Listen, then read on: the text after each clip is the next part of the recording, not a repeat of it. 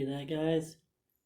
That right there, that ability to lift your arch, super important. Exercise. You see I'm not curling my toe. I'm utilizing the muscles that sit right here in my foot to draw my arch up. That right there is one of the most important exercises you can do for your feet. Other than having proper joint mobility, the ability to contract that muscle right there, that is what's going to make things better for you. The reason being is because, the reason that exercise is so important is the fact that it allows the foot to be strong and to work on building an arch up and working on the intrinsic muscles of your foot. This is important for many different reasons, mostly to decrease stress on the joints of the foot, as well as show you that there is an ability to control what the foot is doing when you put weight on it. So that being said, this week I'm going to talk about another diagnosis, and this comes from actually a friend who called me up about Morton's neuroma, and just the amount of pain you can get with a Morton's neuroma.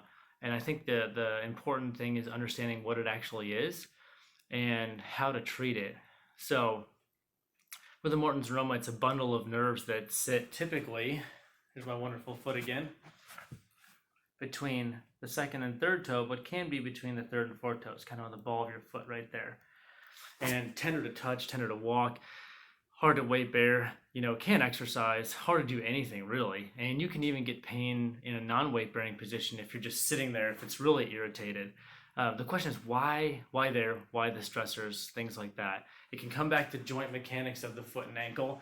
It can come back to strength of the foot and ankle. But in the end, we have to figure out what is creating that irritability at the nerve bundle that goes to that area. So it's not a stretch, and this is a wild statement, but it's not a stretch to say that that nerve pain in the foot can actually transfer back up to the low back, because that's where centrally the nerve and the nerve root generate.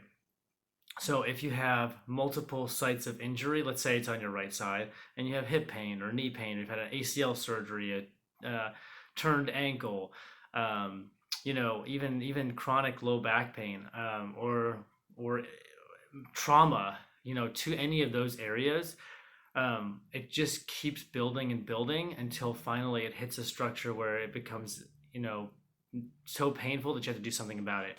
And this is, I think, the case with a lot of people who suffer from Morton's neuroma, is that something is imparted stress on the foot that's changed the mechanics and created a lot of stress in those areas when pushing off. So it's not uncommon to see that when people pronate a lot or have too much supination, or they have faulty mechanics at the knee and hip, or lack of control and strength in those areas as well.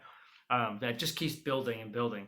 So our job as therapists is to decrease those stressors and get you moving well again, and hopefully not equate to surgery. Now I will say that if you have this major arch in your foot here, but you also have one that goes across the ball of your foot, transmetatarsal arch, it should kind of create a cup like that.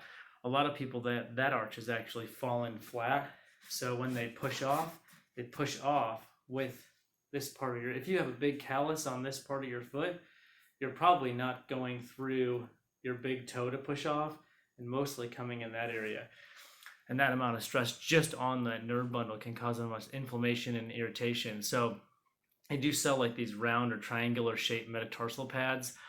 You can find them on Amazon or anything like that if you're suffering, and see if that provides some relief, because if you squeeze the foot, and it clicks and pops and everything like that, it's probably there's irritation there. So providing some pressure from a pad right here, actually, just you can see when I push on this, normally foot's like that. When I push on it, it splays a little bit, so it gives you an arch there, and it can actually force you to push off with your toes versus that part of your foot.